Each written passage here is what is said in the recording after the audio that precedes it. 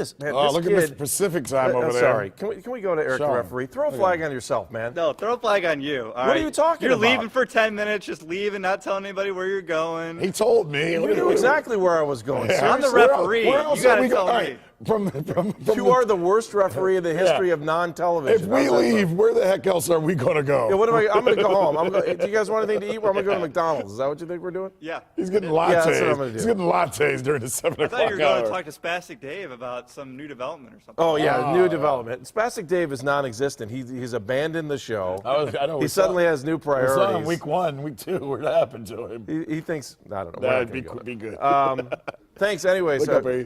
Yeah, great job there, Eric the referee. Is this his last week on the show? Possibly. Yeah, I mean, seriously, we can replace you in about 2 seconds. All right, well, Just so you know.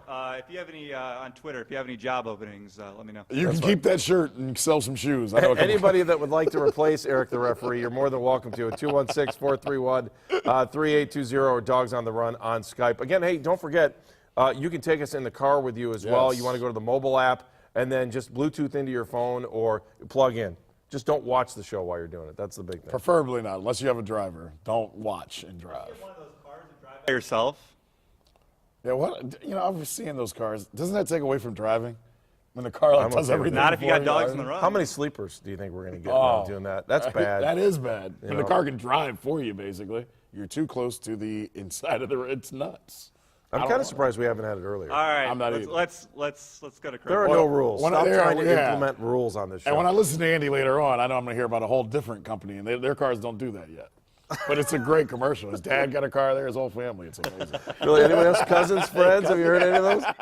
The whole Basket family. I suddenly have a craving for chicken wings, and I don't know why. Why do I need chicken wings? Let's go to Craig Lindell from Waiting for Next Year next up. Hi, Craig. How are you? Good morning, guys. Do you have a few minutes? I'm going to run out and pick a couple of lattes up. No problem. Do you have a sponsor drop you got to put in there, too? You know, if you're going to take a ride with Uber, your first ride, $20 is on us. Uber, WFNY. There you go. Hey, good job. Good. All right, I got to ask you, Craig, because I like the rhythm that you go with. A couple weeks ago, we said we felt better about a loss than a win. Do you feel that way this week? Because last week you lose to a bad team. This week you beat a bad team, and I'll let you fill in the blanks because it wasn't a great win, but it's a win. Yeah, I'm feeling good about the win, but I'm gripping a little bit. This team feels like it's kind of a waiting game, and we don't know whether they're going to figure it out, whether they're going to survive until Josh Gordon gets back. I don't even know if maybe I'm putting a little bit too much on the return of Josh Gordon. We know he's a game changer, or he was last year, but to think that he's going to walk in on Kyle Shanahan's offense and instantaneously have the same impact that he did a year ago with Norv Turner. I mean, obviously he's going to be back for the last 6 games, so that brings him back for the Falcons. But the Browns have to figure out what they're going to do on offense against the Buccaneers, Bengals, and Texans in the next 3 weeks. And I'd like to think that it's going to get better. I'd like to think that the center is going to get more comfortable. McDonald's going to get more comfortable, and they're going to figure this running game out. But right now, you guys were just talking about it. They are stacking almost the entire defense in the box and stopping the Browns from running the ball. And it's Brian Hoyer cannot be a pass-first quarterback, at least not from what we've seen so far. That's a great point about the offense. I think when you look at it, and I'm glad you brought up the Josh Gordon thing, because I'm finally, guys, getting to the point where I'm excited for him. I'll admit it. Like earlier in the year, I was like, don't bring that up to me. He's got nothing to do with this team. But Andy, and we talk about the AFC North, and we'll ask Craig about it. You look at every team in the AFC North.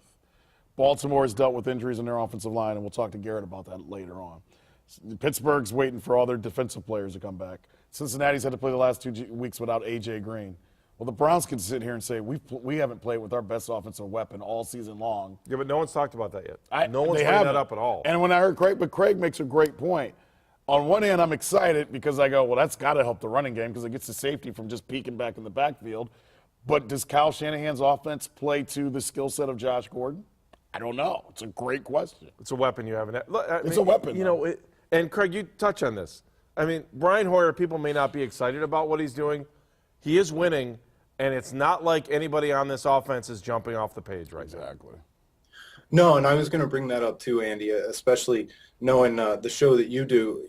there's going to be lots and lots of Johnny Manziel talk this week Oh, because yeah. Brian Hoyer is not flashing. He, as the coaches like to say, he's not impressing anybody with the way that he's running this offense, but he's bringing that calming influence. And what he's bringing, I think, is still wildly underrated, as hard as that is to believe here in Cleveland, that people could underrate what Brian Hoyer is doing, and that's actually controlling the game enough that he's giving them a chance to win. No, he's not winning games per se, but he's also not losing them. And it seems like, now that we're in the heart of the game, you wonder what people would look back on this season like if they got 6 months of distance from it and then could look back. But right now, when everybody's in the heart of it, they just wish that they had that game-winning quarterback, and it's just not available this year. And so any Johnny Manziel talk is going to be wasted breath at this point, but we're going to have a lot of it this week, I think.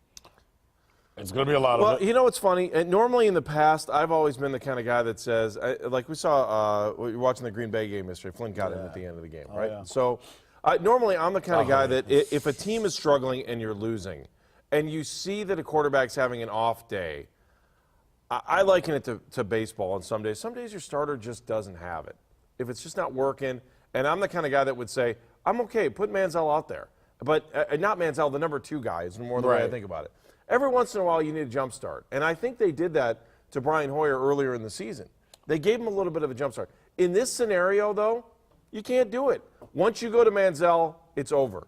Well, it's over. I think it's over because of the reaction of what everyone else wants. I think Mike Pettin has handled this situation really well. The one thing that we never talk about or give coaches credit for, they know more than we know. They see what's going on in practice. Kyle Shanahan knows my offensive line is struggling. He knows Right. where they're struggling and why they're struggling. He knows I can't run a receiver over 15 yards unless I use big-time play action and I suck up that safety. They understand things that we have no clue about. And I think agree. that we don't give the coaching staff credit for why they don't make that change. They know more than we know. Believe it or not, they do. If they think Johnny can help them win, look, their jobs are on the line. They would put Johnny in. I feel like, and maybe I'm wrong, and we'll find out as the season goes along, I think Johnny will have the same exact problems that you're having with the starter. If you can't run the football in this scheme, guys are just going to run upfield, and they're going to say, hey, Johnny, you've never been a quarterback that played in the pocket. Try it on the NFL level. It's not going to be a good look for Johnny either. It's a good point. Craig, what's going on waiting for next year? As always, the winners and losers will be happening this week. We've got all the tweets of the game, the first half and the second half. We cataloged all that kind of stuff, and man, it's going to be Cavs heavy this week. I know that's not your priority on this show, but it's a Cavs heavy town, man. LeBron was at the game yesterday, flashing the Browns cap. You got to love that. Yeah. When does the tide turn? What do you think? 1 day, 2 days talking about Oakland, and then all of a sudden it's all Cavs. You think, or maybe by tomorrow? I think noon of your show today. You think by noon it's going to be all? It'll be all Cavs. This town's ready to jump for Cavs. I think after today it's all Cavs. Yeah. It's Cavs till Thursday. I was going to say by 1 o'clock, Andy, you're going to be talking Cavs, and nobody's going to complain. It's going to be great. Wow. All right. Hey, thank you, Craig. Appreciate it. Great Good stuff, stuff, and we Craig. always appreciate it. Appreciate it, guys. And the care, best buddy. Skype line on this show. Yeah, he is. He's crystal clear. And he's Looking consistent. And he got his lattes during it. Oh, that's true. That's a good. That was big. But, you know what I'm saying about the quarterback, though? I think when you look at the system, the coaches do know more than we know. Of course they do. And we never talk about that. It's just like, I don't know. If you ever drive a bad car when I know you're a big I'm time the now. king of bad cars. I have been too. But when you ever have a car in the, and I know Couch won't understand this because he hasn't had to deal with this in a long time. I'm messing with you, Tim. But you ever have a car where the light comes on, where the check engine light comes on? Yeah, just did this morning. and if you Change oil, and I if you've had one of those bad cars and somebody gets in you, don't worry about that check engine light, man. I've had that for years. Yeah. Well, that's the Browns' offense right now. Right. When the quarterback gets in, it is like, hey, the check engine light came on. And Kyle Shanahan's going, yeah, because I got 2 5'7" receivers out on the outside. I got a tight end that can't stay healthy. I got a center that's never played center. The check engine light's on. And he's saying, Brian, it's okay. I'm going to get you an oil change in a couple weeks, and I'm going to get you some new pistons in week 10. Hold on until we get there. I agree. Right? That's Yeah. what's going on. We're going to quit using Bondo, and we're going to buy you an actual We're a gonna door do- here. And we've got a guy that sells cars that's coming up to you in week 11. What do you got? Yeah, that's right. You got some really funny tweets. All right, let's do some tweets before we do grade the team here in a second. Obviously, you got to go with Tubby. His Oh, tweets are always Tubby. I think X-rated. Tubby's coming up. I thought I saw him try to call him. Fellas, if all you do is screw the ugly chick, you are still getting laid. Food for thought. I know where that came from. I Keep know where going. that came from, too. Way to go, Tubby. We got Joe Law. How about Joe? What is Joe doing up The this early in the morning? ombudsman stepping over the line Don't here. call him by his nickname. He made up his own damn nickname. What do we do that He at? is the A ombudsman. Cleveland talk show host compared this win to drinking bong water. Well, I'll take bong water over the toilet water we've gulped for 15 years. What time did he send that out? I'm just curious. This morning? That was 8:18 9 last hours night. ago. Last night. Who said bong water? Who drinks bong water? Well, I was thinking though. I thought that was somebody else. I wonder who that Oh, was. I wonder. Yeah, but where would he have said that? That's all right. Hey, That wasn't on the air yesterday. And then Bruce tweeted out, if Cleveland Browns fans see anything positive out of the Cleveland versus Oakland game, they have very low expectations. well, how can you say that about Win is a win, I'm but sorry. game was sloppy. I get what he's saying, but how can you say that about Kruger, not Hoyer, anybody on the defense? No, the defense. How can you looked say good anything bad about the defense? They play against a bad team. They played their tails off. All right, we're going to do grade the team here in 1 second. Tim Couch is back. I want to ask you a question, Tim. As a quarterback, I know that consistency is the most important thing, but every once in a while, again, I'm not an advocate for putting Manziel in there just to put him in there, but sometimes you need a spark, even if it's one play. Am I crazy to equate quarterback to starting pitcher in baseball? I know the starting pitcher is going to get back out there in 5 days. I think fans see this every once in a while. Your guy can still be your guy if you put your number 2 in for a second. You tell me. You know, I think it's pretty touchy because that position, the one position on the field where it gets a little tricky putting the backup in, especially when it's a high-profile guy like Manziel, because a lot of people in the stands want to see Johnny play. A lot of people, he's gotten so much hype that he comes into the game, and if he does well and he starts making all these plays, then you got yourself a situation because you're going to have the media and fans calling for the backup, and it opens up a whole lot of other doors that you probably don't want to go through. But I think there is a time and a place for it, though. I really do. Like you said, if the game is going a certain way and the offense just can't get anything going, to put a guy like Manziel in with his skill set to move the pocket a little bit, let him run around, let him create some of the runs that the running backs can't get right now because the offensive line is struggling. He can make some plays and create on his own that he doesn't necessarily need protection back there like Brian would, and he can do some different things. So it's not a horrible thing to do it. I think when you do it and kind of how you do it is a very, very fine line you have to walk. But it's I've seen it go both ways where it can backfire on you pretty quick as well. Yeah, I agree. Now, do you understand my light coming on in the car with this offense? We're all complaining about the quarterback, but there's a lot of things going into how it's getting played right now, right?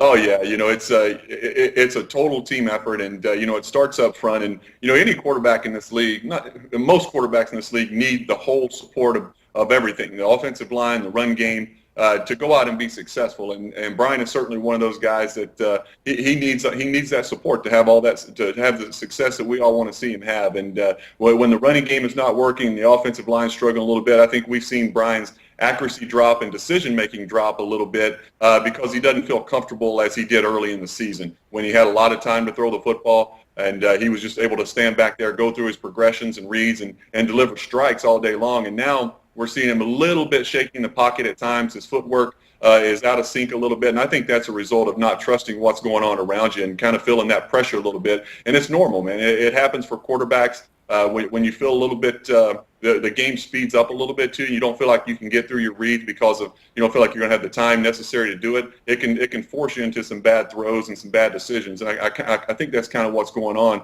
with Brian in the offense right now. All right, Tim, ready to play grade the team? We bring back in Kenny Rhoda as well. Hi, Kenny. Welcome back. Dre, you've got me thinking about Eddie Murphy. Turn off your damn lights. Your lights are on. You got me with the check the engine light. I'm thinking of Eddie Murphy this morning and the Browns offense, putting those two together. I don't know how you did it, but good job. It's exactly what it is, though. Oh yeah.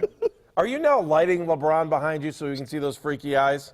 You complained last week that the eyes were freaky, so I figured I'd light it even better, as well as Bill Murray and my autographed Buckeyes helmet there, and the other stuff behind there. So if you don't like, I can just turn the light off if that'll make you feel better. No, there's a Joe Boo effect to it. It is a Joe Boo It's the effect. eyes. It is not. It's kind of freaky.